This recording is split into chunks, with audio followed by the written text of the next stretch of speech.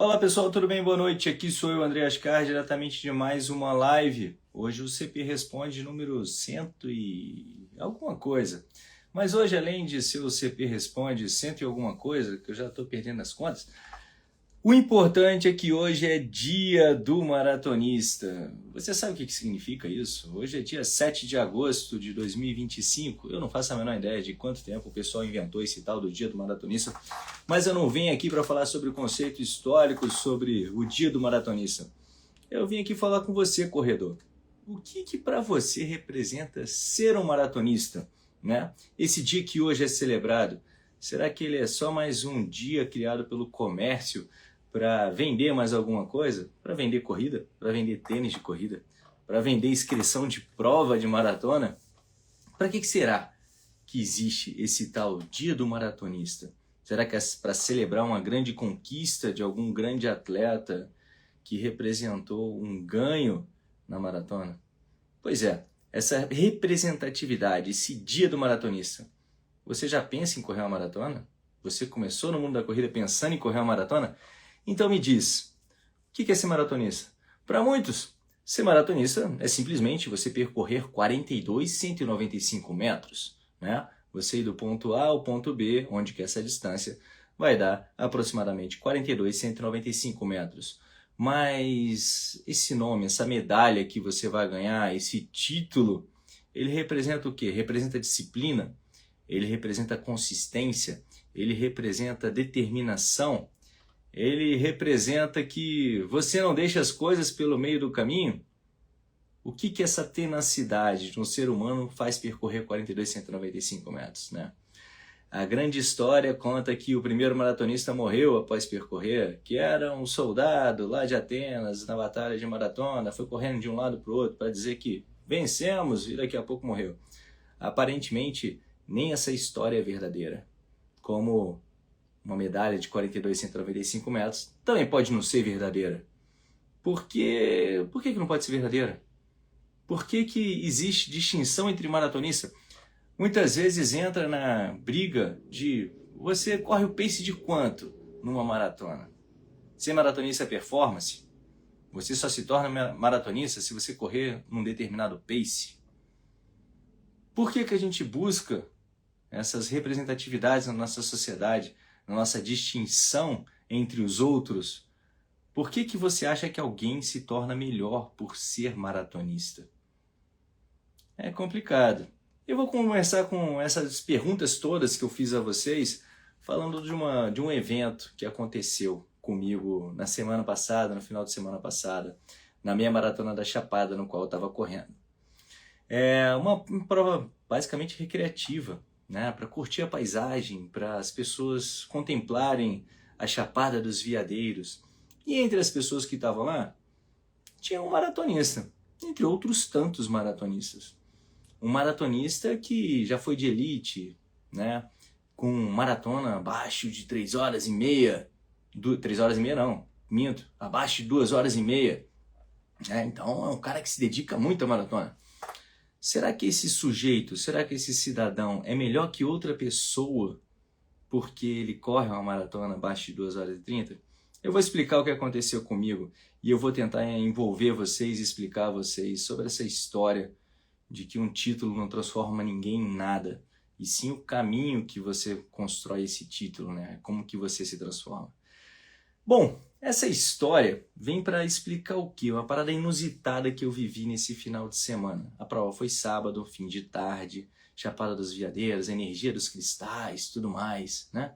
Uma prova recreativa, como eu disse. Não tinha atletas de alto nível, tinha um ou outro que corria para um tempo de 1h15, 1h16, né?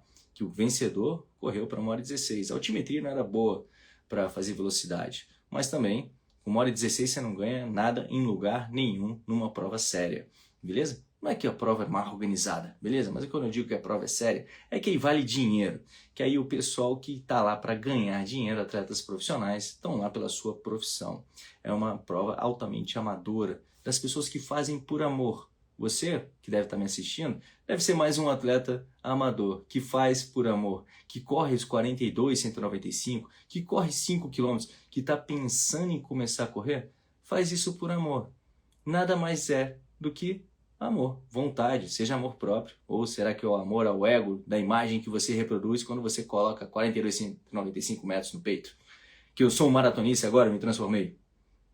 Nessa corrida, eu comecei correndo com um pessoal que eu já sabia quem era, como é que era o pessoal, como é que corria, e fui ali conduzindo a minha prova no meu ritmo para tirar o melhor possível para a minha prova.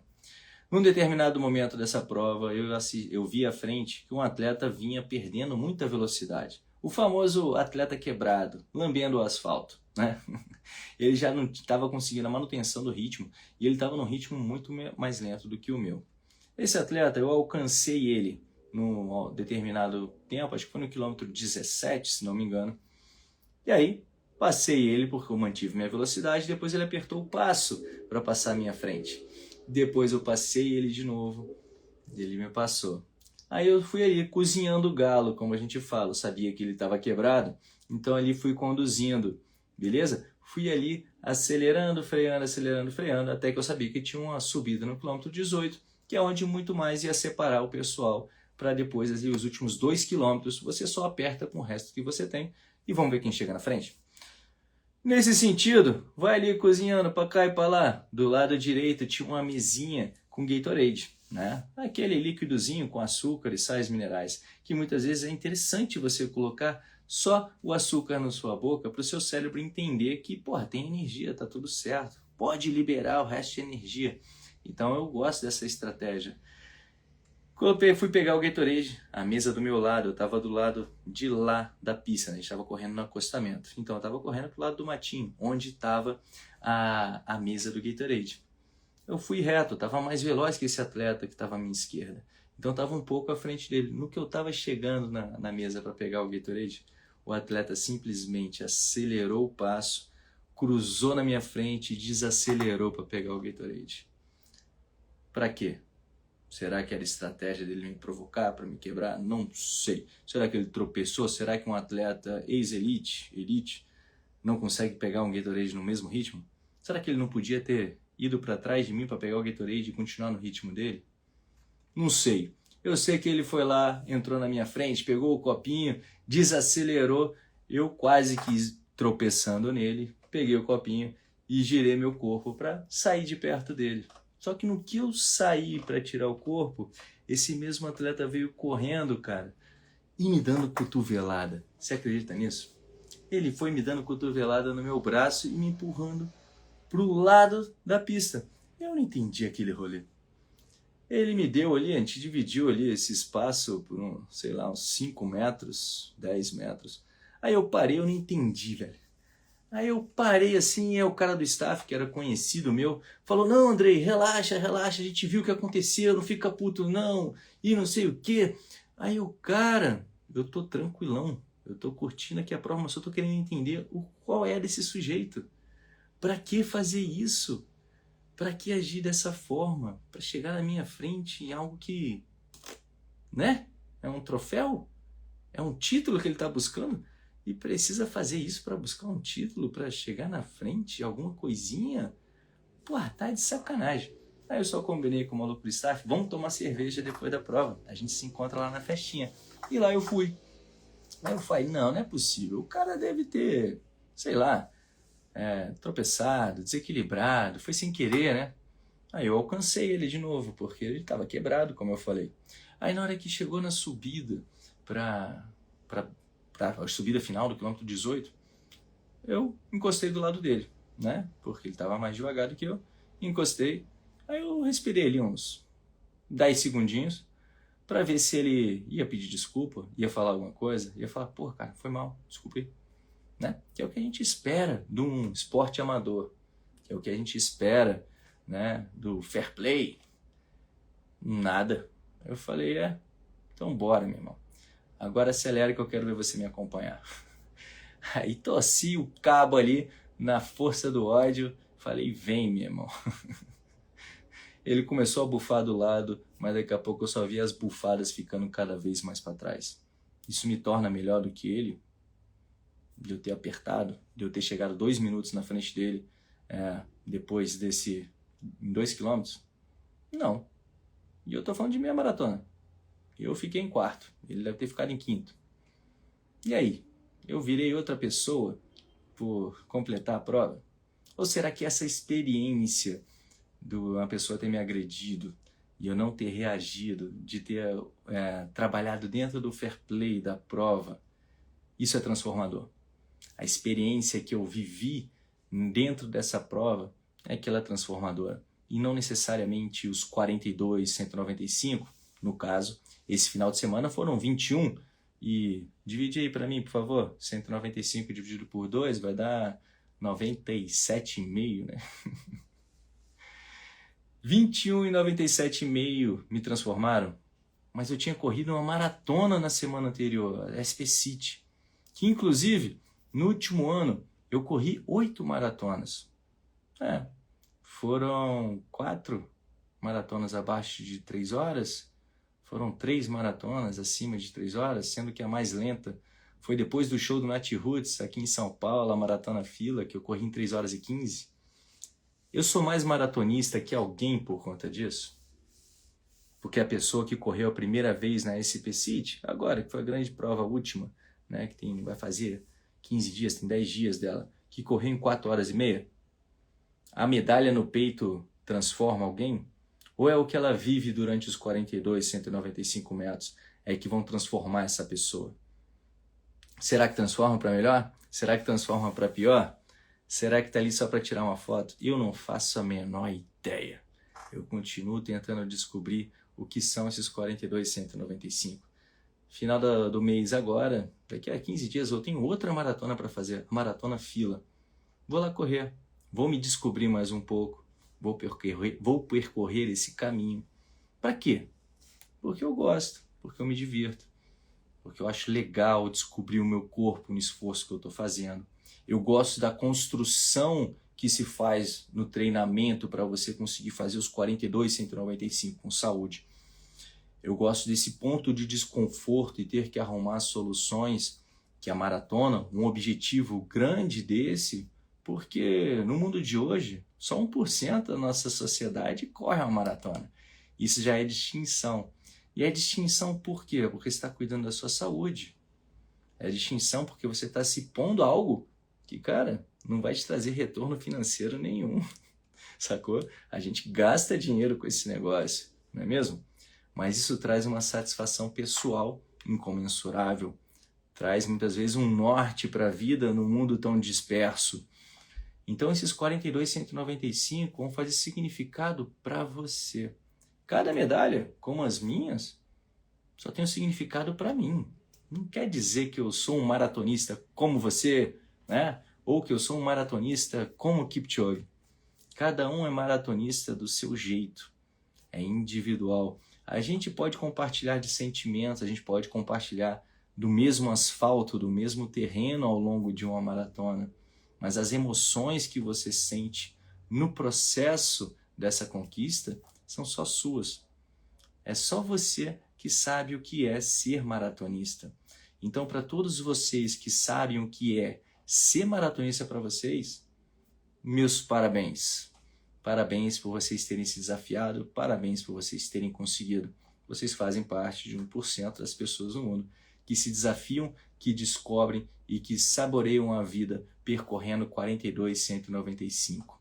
Beleza? Agora, se você é melhor que alguém por fazer 42, 195 km, sei não. Depende de quem que a gente está falando, né? E depende do que é ser bom e do que é ser ruim. Depende sempre da referência que você tem, de quem você está construindo de si mesmo.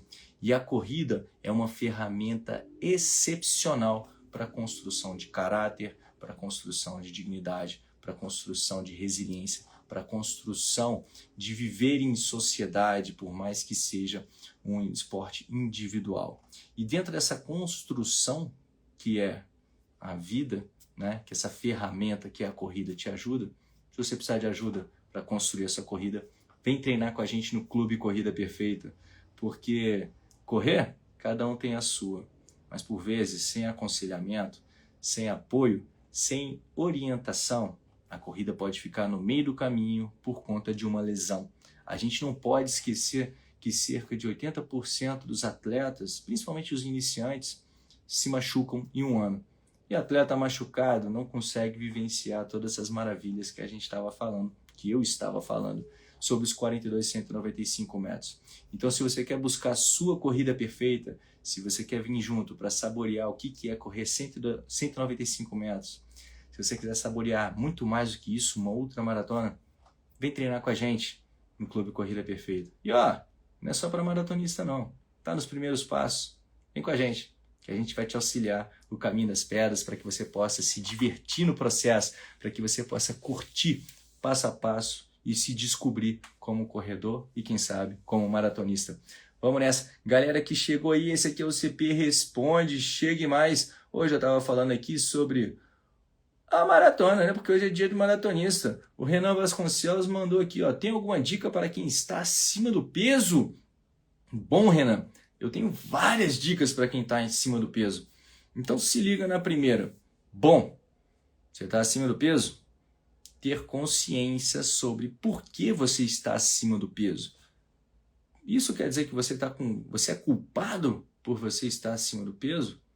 Não, mas a conta para a gente ficar acima do peso é bem simples. Acaba ingerindo muito mais energia do que gasta energia.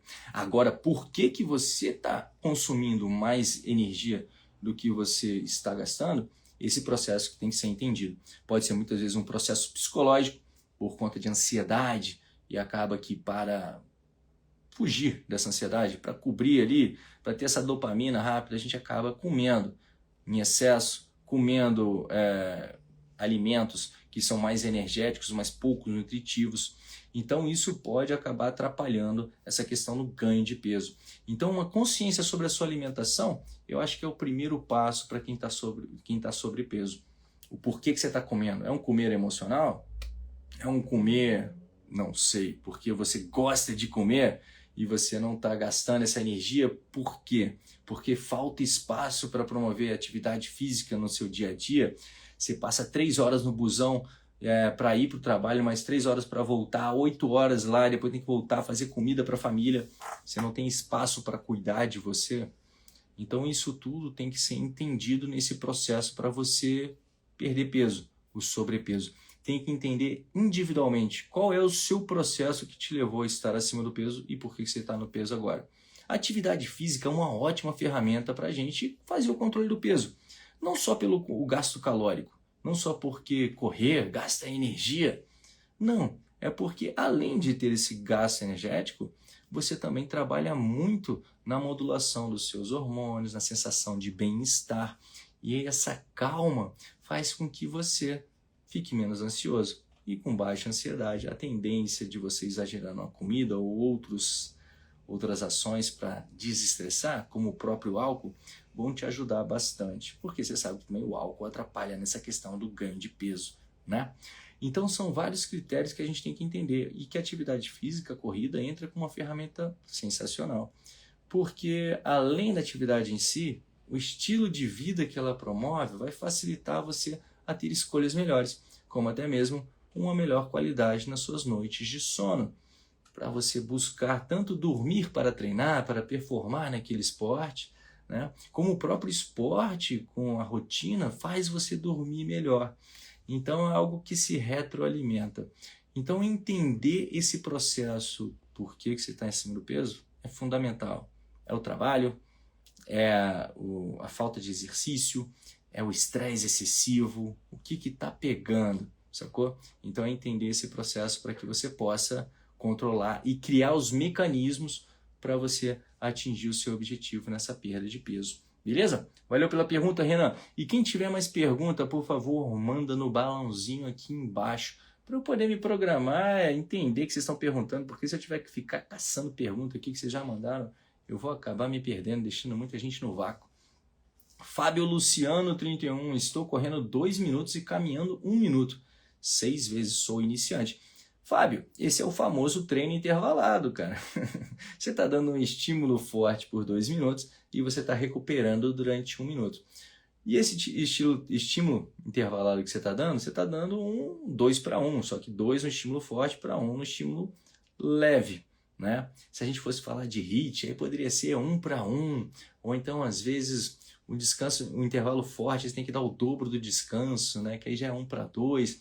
Tem várias estratégias que você pode trabalhar na melhora desse condicionamento físico, mas esse início de 2 para 1 é um ponto fundamental. A única dica que eu te dou para você ir adequando, para conseguir correr ao longo desse processo, né, é a questão de você entender que a corrida não é uma caminhada rápida. São padrões de movimento diferentes. Apesar da gente estar em pé, ser um movimento bípede, né, de você se deslocar, você tem que entender que a corrida parte do princípio do desequilíbrio, de você desequilibrar o seu corpo para se deslocar. Você vai ter uma fase aérea, ou seja, falta de contato do pé no solo, algo que não ocorre com a caminhada. Então, a partir desses dois processos, o entendimento de que na caminhada você está equilibrado e na corrida você está em desequilíbrio é fundamental. Porque se você parte do processo da caminhada equilibrada e vai correndo equilibrado, com uma fase aérea equilibrada, você acaba gerando uma carga maior no seu organismo. Por que isso? Porque esse equilíbrio vai fazer com que você aumente o tempo de contato no solo, que você absorva mais o seu peso, que você promova uma frenagem maior ao deslocamento, que é exatamente quando o nosso pé entra à frente do nosso centro de gravidade e faz um vetor de força contrário. Cadê o André Oscar? Ih, bichinho pediu demissão. Tá aqui embaixo. Pronto. Achei o André Oscar. Tá na área. Então, o que eu estou querendo dizer é que quando você entra com o pé à frente do centro de gravidade, mais ou menos aqui, centro de massa, centro de gravidade, essa linha reta aqui, que é a gravidade que puxa o seu centro de massa. Então, seu pé entra muito à frente do seu centro de gravidade, você promove um vetor de força contrário ao seu movimento. Lembra da ação e reação, impacto, tudo mais. Então, se esse pé está entrando muito à frente, você acaba que se freia a cada passo. Na caminhada não tem muito problema, né? Porque a gente está equilibrado com os dois pés no chão. Só que a partir do momento que você vai correr, esse desequilíbrio se torna fundamental para favorecer o seu deslocamento. A gente tem uma fase aérea, a gente quer ir mais rápido, beleza? Então esse pequeno detalhe, já que você está nessa transição da corrida para a caminhada, ou da caminhada para a corrida, pensa sempre no desequilíbrio do seu corpo para você fazer essa transição. O tamanho do passo na transição da caminhada para a corrida, ele diminui, beleza? Exatamente para manter você em desequilíbrio. Você está com uma passada grandona na caminhada, porque você está equilibrado, na hora da corrida, na mesma velocidade, você vai diminuir, beleza? O tamanho desse passo para favorecer essa fase aérea que você está se deslocando. Quer mais dicas para iniciar na corrida? Baixe o aplicativo do Corrida Perfeita, tem várias aulas lá que a gente orienta sobre como o seu corpo se comporta durante a corrida, a questão do impacto, como que ele pode influenciar no seu corpo, fora os nossos treinos que vão estar na palma da sua mão, para você ter o acompanhamento adequado de acordo com a sua condição atual e o seu desejo com a corrida, porque é a sua corrida perfeita. Vem treinar com a gente no Clube Corrida Perfeita, beleza? Abraço, Fábio, obrigado pela pergunta. Bom, apareceu aqui, Paloma S. Nutri. Desculpa, gente. Correr mais 3 vezes na semana é ruim? Pô, Paloma, nunca, jamais. Por quê? Para quem correr 3 vezes na semana é ruim? Quanto mais corrida na vida, melhor. Não é mesmo? E quanto de corrida que a gente está falando? Porque eu tenho certeza que, por vezes, você pode correr 3 vezes na semana facilmente. Mas em qual volume? Correndo para ir no banheiro, 5 metros? Correndo para atravessar a rua? Correndo 20 quilômetros? Então, a gente tem que definir bem essa corrida, esse volume e intensidade, para adequar exatamente e saber se é ruim ou não é ruim. É ruim para quem? Para quem que é ruim essa corrida? Vai perguntar para os quenianos se correr 3 vezes na semana é ruim. Com certeza é ruim, é muito ruim, porque se ele só correr 3 vezes na semana, ele não vai conseguir atingir nada nesse esporte profissional. Ele acaba tendo que correr 8 vezes, 9 vezes na semana, dobrar treino, treinar todo dia. Então, lembra sempre, para quem, beleza? Valeu pela pergunta, Paloma. Na verdade não é para quem, você tem que pensar, depende. O Augusto KV, o treinamento transforma, cada passo para chegar lá que transforma o indivíduo. É isso aí, Augusto, a gente tem que pensar sempre no processo, muito mais do que na linha de chegada. Esse é um ponto fundamental para o treinamento, né? Olha lá, o Ronaldo Souza mandou aqui um muito obrigado, é maratonista. Parabéns, Ronaldo. Vamos lá. Parará, parará, parará.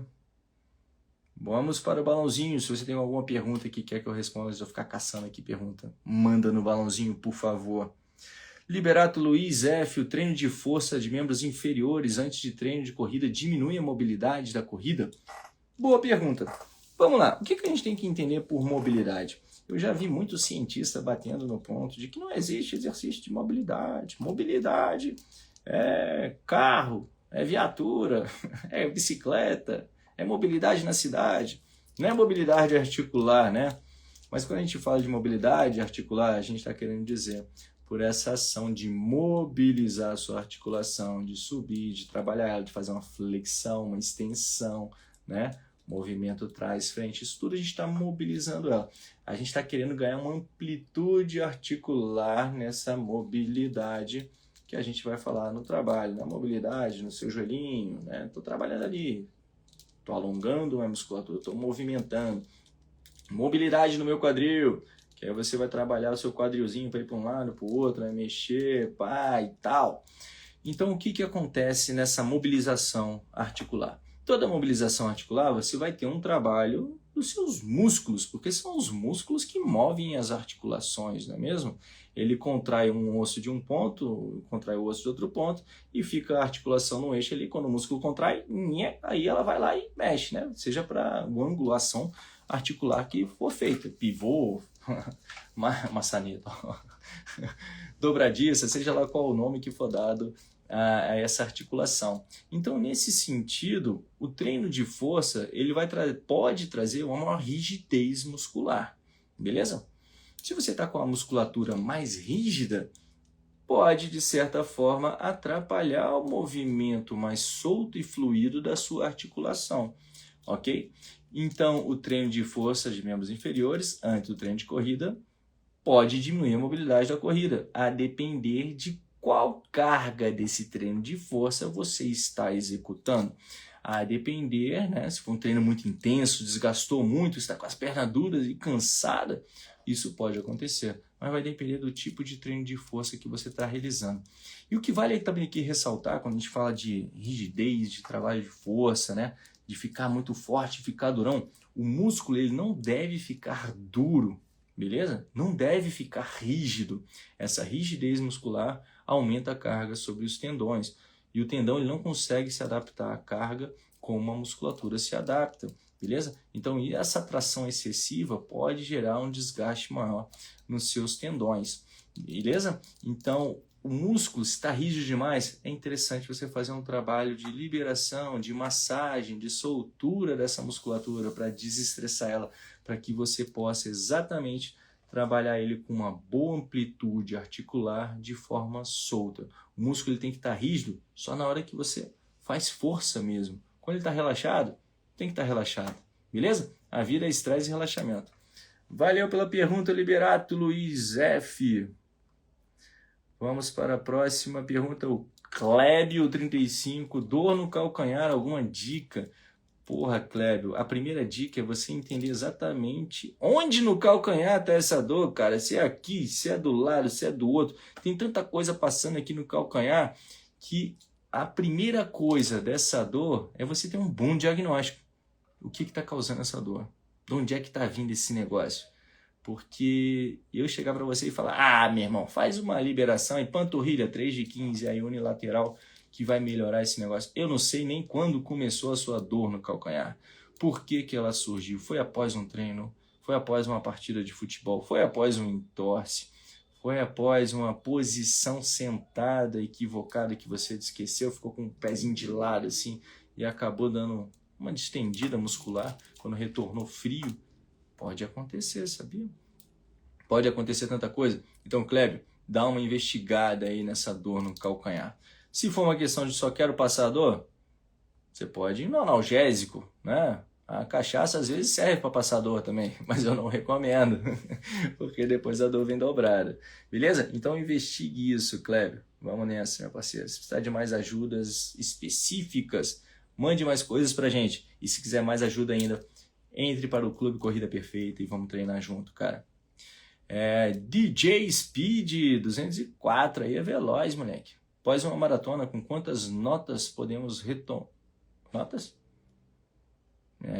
Vamos lá de novo. Após uma maratona, com quantas notas podemos retomar os treinos de força? Obrigado. DJ, eu ainda não consegui entender essa pergunta, mas eu vou tentar extrair alguma coisa dela aqui que possa ser interessante e espero que te ajude no que você busca. O treino de força, eu gosto até mesmo de fazer no dia seguinte da maratona, né?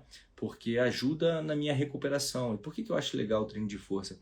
Porque eu consigo ajustar a carga na qual eu vou aplicar essa ação muscular, né?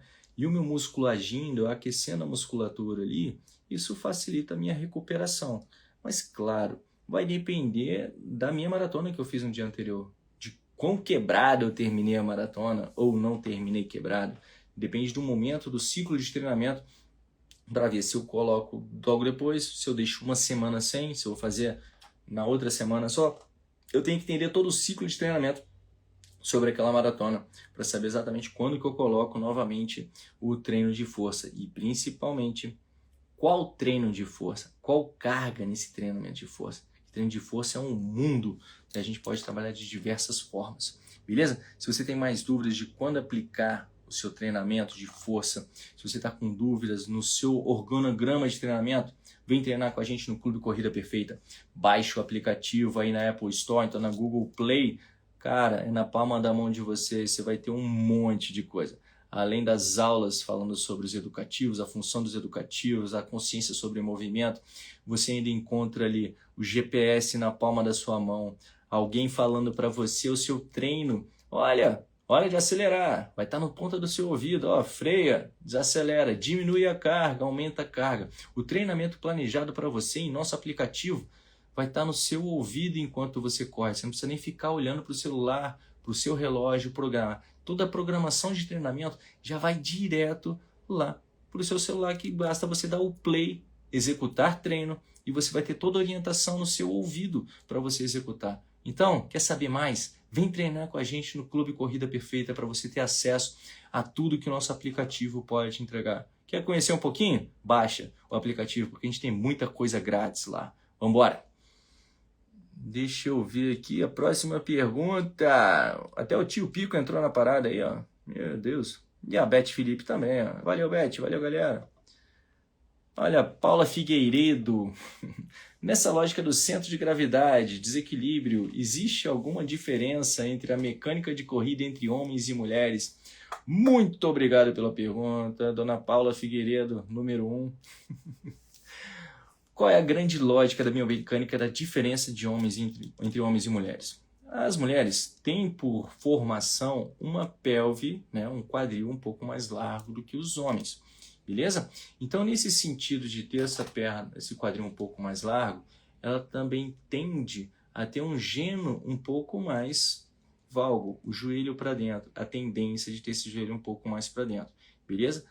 A gente tem que entender essa lógica, porque isso acontece muito entre as mulheres. Outro ponto interessante sobre a anatomia das mulheres é que elas tendem a ter uma patela, aquela rótula, aquele ossinho que fica na frente do joelho, né, que fica mexendo aqui, a ser menor do que os homens. Então, quais são as características que a gente tem que entender sobre esse processo de estar com esse joelhinho um pouco mais torto, né, por assim dizer? Qual é o grande ponto? Quando a gente está correndo, o centro de gravidade, o apoio do pé, vai passar aqui e vai suportar. Eu estou num momento aqui, fase aérea, né? Eu estou suportando só o peso no corpo só. Se eu estou aqui, ajeita a cabeça aí, André. Daqui, ó, se eu faço assim, ó, a tendência é cair para cá, beleza? O bonequinho, porque o peso tá metadinha para cá. Eu vou ter que ter um suporte maior no meu quadril, principalmente glúteo médio, para estabilizar essa pelve, para que não haja um tombamento pélvico, que seria subir a pelve de um lado para o outro. Eu fazendo essa ação de tombamento pélvico, né? Esse tilt pélvico que a gente chama de subir um pouquinho mais, eu vou aumentar a carga na banda iliotibial aqui do lado, beleza? Porque eu joguei para cá. A carga acaba que faz exatamente isso. Eu alongo esse movimento aqui. Então eu posso gerar um estresse maior aqui na minha banda. O joelhinho é para dentro, beleza? Então tá para cá. Quando eu apoio o peso do meu pé e o joelho tá aqui, A tendência de quando eu faço força é exercer uma carga aqui no meu quadríceps, quando estou suportando o meu peso, e com isso a patela, ela traciona, beleza? Tracionei a patela. No momento que eu tracionei a patela e meu joelho está torto, o que vai acontecer aqui? Porque o ponto é daqui até aqui, né? A tendência é uma certa lateralização da patela. Ela correr um pouquinho para o lado, porque está torto isso, né? Porque o joelhinho está para dentro. Então essa lateralização, esse excesso da carga, puxando o joelho, e principalmente ainda, que é um negócio muito interessante quando a gente vai falar sobre as mulheres, que é o possível cruzamento, crossover dos passos à frente, isso aqui ainda vai promover o tombamento do seu arco plantar aqui. Ai, não quebra o pé não, cara. Vai promover um tombamento do arco plantar aqui. Esse tombamento do arco plantar, que aí o seu pé faz isso, é a pronação do seu pé. Quando o seu tombamento ocorre, ele faz uma rotação interna também da sua tíbia. A sua tíbia rodando para dentro, o pezinho está aqui, tombou, girou. Ele girou para dentro, o que ele ainda vai puxar mais aqui? Exatamente a banda, qual era o nome da banda? Banda ilho, aqui em cima, tibial, na tíbia. E a tíbia girou. A tíbia girou, menisco vai lá e nhaque em cima ali do fêmur, né? Quer dizer, o fêmur em cima do menisco. Ainda prejudica isso. E a nossa patelinha que se liga na tíbia, aqui na perna, e ela lateralizando, exerce maior pressão. Tanto que, nas mulheres, o caso de condromalácia patelar é muito maior do que nos homens. Condromalácia patelar é aquela inflamação na patela, muito por conta do desgaste da patela em cima do osso ali, cartilagemzinha, então vai tendo esse desgaste e acaba gerando esse excesso. Outro grande ponto sobre a biomecânica das mulheres e dos homens vem muito por uma questão que seria comportamental, não sei se é comportamental, mas é certeza de desconforto, principalmente nas mulheres com o seio maior, que é a questão de você, para evitar os seus peitos oscilarem, né, os seios ficarem balançando muito de forma solta, principalmente se você não estiver usando um top muito firme, que traz aquela rigidez, né, que segura, que mantém firme, e muitas vezes com seios volumosos, esse balanço a cada impacto se torna mais desagradável. Se você mantém a postura aqui atrás com o seu braço, você dá meio que uma esticada no ombro e os peitos vão balançar mais. O que se faz então para diminuir o desconforto? Inconscientemente o ombro vem para frente. Você fecha o braço aqui para diminuir esse balanço, né? Para esticar menos a pele aqui. E com esse braço mais à frente, é aquele rolê do braço cruzando a frente do tronco, onde que vai promover um torque rotacional no seu tronco, que deverá ser compensado com a perna, que é o movimento que a gente estava falando agora há pouco do crossover. Então, mulheres, tomem cuidado com isso, com seu joelho, quadril, perna, posição dos braços, porque isso pode agir diretamente numa lesão no seu corpo. Outro grande ponto que a gente pode falar é sobre a questão da calcificação dos ossos. As mulheres têm uma tendência a ter osteopenia maior do que os homens, né? Essa absorção do cálcio nos ossos, muito relacionadas ainda por questões hormonais, né? Mas eu não vou entrar muito nesse mérito, portanto, a gente tem que ter um cuidado maior no movimento. As mulheres podem gerar maiores lesões nesse sentido, banda iliotibial, patela, tombamento do arco plantar, né? Então, são perspectivas, mas não deixem de treinar, por favor. É só ter um pouquinho mais de consciência. Obrigado pela pergunta, Paulinha. Jader Batista, tá cheio de número 1 aqui hoje, hein? Como podemos nos inscrever e participar do grupo Corrida Perfeita? Aí é fácil, Jader. É só você baixar o aplicativo do Corrida Perfeita na Apple Store, na Google Play, ou então manda uma mensagem aqui pra gente no direct falando eu quero treinar. E você vai ter um preço promocional, falando, eu vi o Andrei falando lá no aplicativo e quero meu preço especial, porque hoje se você mandar lá, você vai ter um preço especial de fechamento com a gente. Beleza? Valeu, Jader. É muito fácil, é muito simples que a gente entre em contato com você. Já é? Valeu. Parará, parará. Aí, ó, o Thiago Santos, corredor e fotógrafo, entrou hoje para a família CP. Valeu, Thiago, muito obrigado, cara, pela confiança. Vamos junto, lado a lado, rumo à corrida perfeita, cara. Valeu, valeu, grandão. O Clá Ferreira. Pô, esse X aí, hein? Será que é da linha da galera que bota o X pro sucesso? Não sei, mas ficou maneiro, hein, Clá? Bora, pode falar sobre a perda de massa magra na corrida? É claro que eu posso falar sobre a perda de massa magra na corrida. O que acontece para a gente perder massa magra? Bom, a gente está sempre perdendo massa magra, está sempre perdendo gordura, carboidrato, mas a gente come, a gente acumula. Só que o grande ponto sobre perder massa magra é que a gente não acumula massa magra só comendo, né? A gente precisa de força, de exercício, de carga, de estímulo para você estimular a produção de massa magra, de músculo, de fibra muscular, beleza? Seja na questão da hipertrofia, da hiperplasia, blá blá blá. Mas o importante é a gente entender o seguinte, é uso e desuso. Músculo é isso. Você gerar uma carga sobre o músculo, tracionando, né? Executando uma carga sobre ele.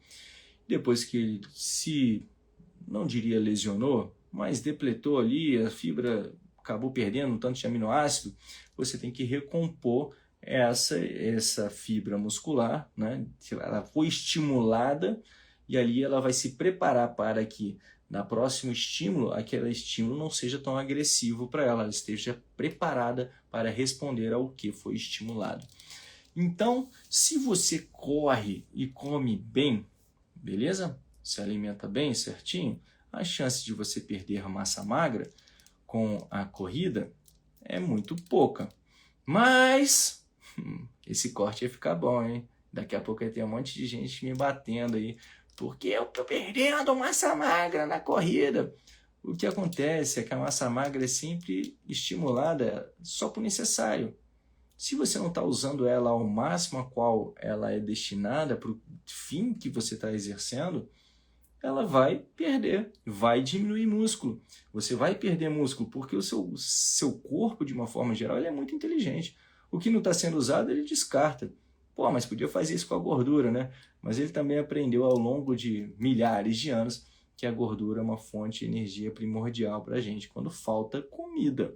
Então, até ele desaprender isso, que não precisa mais armazenar tanta gordura, é mais uns milhares de anos, eu acho. Tá? Mas o músculo, ele sempre foi desnecessário, porque ele consome muita energia. Tanto que para você que quer perder peso, aumentar músculo é uma grande estratégia para você aumentar a sua queima calórica basal, aquele consumo basal de energia. Isso vai facilitar a você ter um gasto calórico maior e com isso poder comer suas comidinhas sem maiores problemas, além de ser uma grande poupança para sua independência no futuro.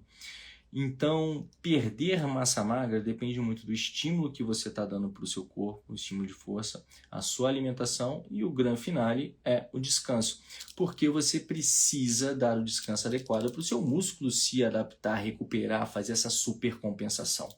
Beleza? Espero ter te ajudado, Clá Ferreira, ex-Clá Ferreira.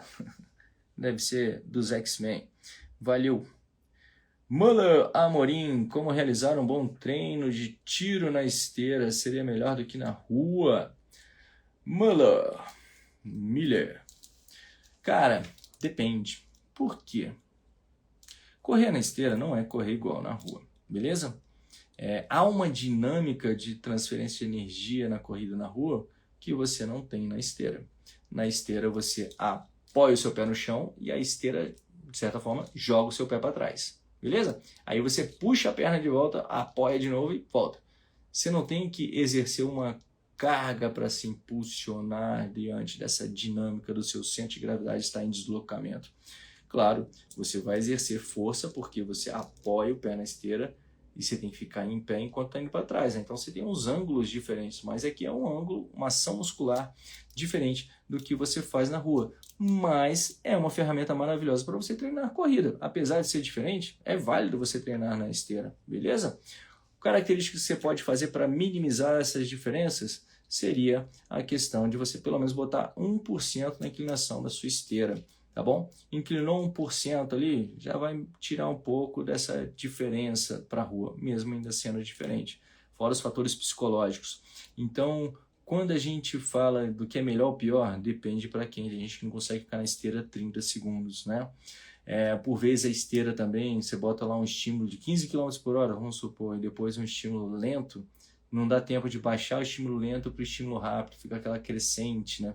Então existem diversas estratégias para você utilizar melhor. Nessas corridas que você tem um estímulo mais lento com velocidade rápida, às vezes é melhor deixar a esteira correndo ali, você só pula para dentro, corre, depois pula para fora, botando o pé para fora e mantém a esteira rolando, né? A esteira também faz com que você se mantenha naquele ritmo obrigatoriamente, ou você cai, né? Então, por vezes, você acaba que não consegue desempenhar o máximo que você vai dar ali, a resistência máxima, porque você está quebrando o ritmo. Mas na esteira, se você quebra o ritmo, você cai da esteira. Então, às vezes, você pode estar pulando fora antes do tempo adequado para você correr. O controle de pace também, o controle de ritmo, você consegue muito mais na rua. Já na esteira, você é obrigado a estar naquele ritmo. Mas isso também é interessante para você aprender a dinâmica, articular, a mobilização, o movimento em si cíclico naquela mesma velocidade. Então, são várias ferramentas, tem várias coisas para a gente brincar na esteira, beleza? Que você pode fazer um bom treino na esteira. Mas o principal para você fazer um bom treino na esteira é você ter um bom planejamento de treinamento como um todo. Você quer um bom planejamento de treinamento para você como um todo, ele tem que ser individualizado de acordo com quem você é e onde você quer chegar. Para saber se esse tiro na esteira vai ser de 30 segundos, vai ser de 5 minutos, se vai ser numa inclinação 5 ou se vai ser numa inclinação 1 ou até mesmo para baixo. Será que vale inclinação para baixo na esteira? Vale. Então isso tudo vai depender de quem você é, onde você quer chegar e quais são os materiais que você tem para fazer o seu treinamento. E é assim que a gente prescreve um treino de qualidade individualizado. Quer saber mais? Desculpa, garganta tá seca. Entre para o Clube Corrida Perfeita, baixe o aplicativo e vem treinar com a gente. Fica fácil da gente orientar melhor quando a gente sabe quem você é e onde você quer chegar. Valeu, mano. Espero ter ajudado, parceiro.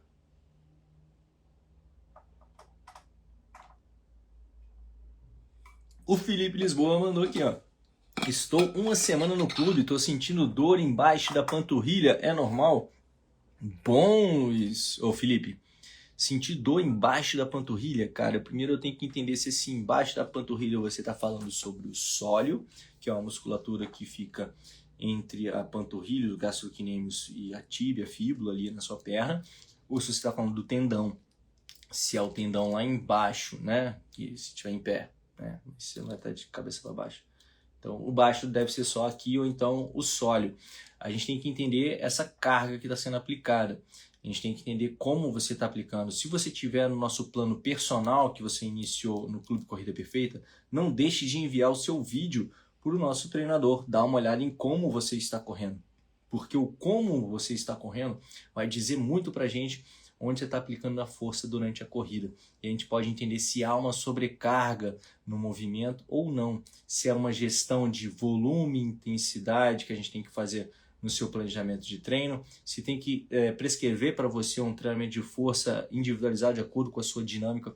Então esse envio de vídeo para a gente no plano personal facilita muito o trabalho para entender o que está acontecendo com você, beleza? Porque sentir dor embaixo da panturrilha é normal? Depende de que dor é essa e desconforto é esse, tá? Desculpa se eu não posso ser mais assertivo na resposta, mas aqui depende. Só com essa informação eu não posso dizer. Mas eu sei o seguinte, você é atleta do CP, tire as dúvidas com os nossos treinadores que vão te ajudar de uma forma muito mais individualizada do que eu aqui no vídeo, que não tenho acesso aos seus treinos nem à sua anamnese. Beleza? Obrigado pela confiança e vamos junto! João Paulo Souza, 87. Quando eu estava pegando gosto e jeito pela corrida de rua, machuquei o joelho no futebol. Ter que ficar parado um tempo me frustrou muito. Que treino é aconselhável para manter um mínimo de aeróbico? João, J. Paulo, eu não sei se é João, mas acredito que seja. Pode ser José Paulo também, né? Mas vamos lá, Paulo Souza, 87. Cara, a gente tem que entender qual foi a lesão nesse joelho, né? Você tem que ficar parado como? Qual é a ação que você não pode? É impacto? É menisco? né? A pressão em cima foi colateral, lateral? Houve algum... Qual foi a lesão do joelho, né, que você teve na corrida, no futebol? Que aí a gente ainda pode botar a bicicleta, que você diminui a carga em cima. Às vezes você não pode ter carga nenhuma e vamos para a natação, que você vai estar flutuando. Às vezes você não pode nem mexer o joelho por conta da lesão, então fazer natação com uma boia na perna pode te ajudar a trabalhar só o braço, sacou? Essa dinâmica vai depender de como que é a sua lesão e quais são as suas possibilidades no momento. Esse é o tipo de ação que não raro, né, acontece às vezes com os nossos alunos, que a gente tem que adequar alguma coisa, porque acaba acontecendo, né? Merdas acontecem, né? Problemas acontecem e a gente tem que adequar. Então existem uma gama de exercícios que a gente pode adequar para você não perder o aeróbio, mas a gente precisa saber muito de como que você está no momento, qual foi sua lesão, beleza? Para a galera do Corrida Perfeita, nunca deixe de pedir orientação para o treinador diretamente, beleza? Que ele tem acesso ao seu plano de treinamento. Renan Vasconcelos, retornei com a corrida 1 mês e meio, treino 5 vezes na semana, acha que devo diminuir a quantidade pelo fato de estar iniciando? Cara, depende muito da intensidade do volume que você está aplicando nessas 5 vezes na semana, tá bom? É assim que eu vou saber se você você tem que diminuir ou não. É o volume como um todo, é como tá tudo encaixado, não é só a questão de ser todo dia, mas é o que você está fazendo todo dia, beleza? Vem treinar com a gente que vai ficar muito mais fácil, cara, de entender o que você está fazendo, qual que é o seu caminho, quem é você, beleza? Valeu, espero ter te ajudado, porque querendo ou não, não tem receita de bolo, gente. Rômulo Soar, professor, boa noite. Quais as principais dicas e macetes para quem vai fazer a primeira maratona? Eu diria que divirta-se. Mas antes de você se divertir na maratona, você tem que se divertir no processo também. Quando você entende o porquê que você quer fazer uma maratona, né, essa é uma palavra, um mantra para a vida, beleza? Quem tem um porquê, aguenta qualquer como, né? Então a gente tem que entender o porquê. Por que você quer correr uma maratona, né? Então, dependendo da força desse porquê, você vai aguentar qualquer como você vai fazer essa maratona. Eu acho que esse primeiro ponto de o que você espera da maratona, o que você quer com isso, né? Eu quero correr, eu quero entender melhor meu corpo, eu quero evoluir, é um sonho que eu acho que eu não consigo fazer 42,195. Tá iniciando nesse rolê? A dica máxima que eu posso dizer para você aproveita todo o passeio, tá? Não deixa para aproveitar só no final, que acabou, não vou mais fazer esse negócio. Tenta ver o passo a passo, né? Tenta sentir a vitória em cada treino, em executar o que foi proposto, em entender a construção do que você está fazendo ali. Isso tudo fica mais fácil para você encarar essa primeira maratona. E quando você chegar para fazer a prova, você sabendo que fez tudo o que deveria fazer, vai ser muito mais fácil de você se entregar ao movimento, porque o seu corpo vai estar preparado para fazer aquilo. E não vai ser uma questão de sorte você completar aquela faixa, a linha de chegada. Vai ser só uma consequência de tudo que você fez na construção até ali. E ali é só uma festa, uma celebração da sua disciplina, da sua orientação e de você realizar o que você desejou. Eu acho que eu falei demais, né? Mas eu espero que você tenha pego o espírito e divirta-se. A gente, como atleta amador, tem que amar o que a gente está fazendo, tem que curtir o processo, beleza? Deixa aí no balão, né? Pergunta do Stories. O que você acha do cara que correu 8 km? Técnica, saúde e etc. Por acaso, o cara que correu 8 km é o maluco lá que estava embriagado e correu 8 km de chinelo? É esse? O que eu acho dele? Uai, eu não sei. O que eu acho dele é ele, velho. A vida é dele. Parece que ele parou de beber, diminuiu a cachaça e foi treinar a corrida, né? Se eu acho divertido uma pessoa alcoolizada e correr, eu acho que pode ser perigoso. Normalmente quando a gente está alcoolizado, a gente está desidratado, entra num processo ali. E como a gente já não está com um controle dinâmico dos nossos nãos, né, os controles ali neurais são afetados pelo álcool, você se coloca em risco, porque até aquela forma de frear, de parar a atividade, de desligar antes, pode ser tardia, te desligar tarde demais, né, nesse efeito protetivo para a sua saúde. Então, eu acho que é isso, cara. Basicamente o que eu acho, mas é o que o cara quer fazer, o que todos querem fazer é da vida deles, contanto que não vai perturbar ninguém. Se é um mau exemplo para os outros, eu sei lá o que os outros estão procurando, né? Alguém que se espelha numa pessoa alcoolizada correndo deve estar muito desesperada, isso com falta de orientação, né? Do que ela quer ser na vida. Mas é isso aí. Mas que pode ter sido divertido, foi uma experiência e sei lá, viralizou na internet, né? Valeu. Fala um pouco sobre quebrar na corrida. Beleza. O que seria quebrar na corrida, gente? Quebrar é quando você não tem mais a manutenção do seu ritmo, você de repente o disjuntor desliga. Você está se planejando correr 10 quilômetros e no quilômetro 5 você já quer largar o negócio, você já está quebrando o ritmo. Você estava no ritmo linear, para daqui a pouco esse ritmo vai caindo. Você não consegue mais manter e nem acelerar esse ritmo, né? Então, quebrar nada mais é do que você não entregar todo o potencial que você tinha para a prova. Muitas vezes por estratégia de pace equivocada, de ritmo, mas também pode ser por falta de nutrientes. Nas provas mais longas, a alimentação e a hidratação têm um papel fundamental. E se você não consegue equilibrar bem isso pode ser um fator que, mesmo no ritmo certo, te leve a quebrar. Beleza? Então, tente analisar esses fatos, estudar o que você vai fazer, principalmente se conhecer, para evitar que você quebre durante a prova. Tem dia do meio maratonista? Eu acho que não, né? Mas talvez tenha. Tem dia para tudo nessa vida, cara, né? Talvez tenha, talvez tenha. Tiago Santos Corredor, entrei hoje para a família CP. Valeu, Tiago, tamo junto, cara. Muito obrigado pela confiança. Bom, galera, hoje eu acho que eu me empolguei no dia do maratonista, hein? 8 horas e 30 minutos, quase uma hora de live.